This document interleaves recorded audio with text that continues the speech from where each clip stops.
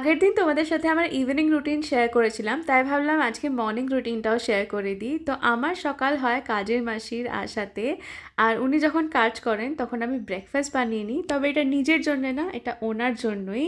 উনি রিসেন্টলি জ্বর থেকে উঠেছেন আর খুবই উইক হয়ে গেছে, তাই জন্য আমি দুটো ডিম বানাচ্ছি ওনার জন্যে।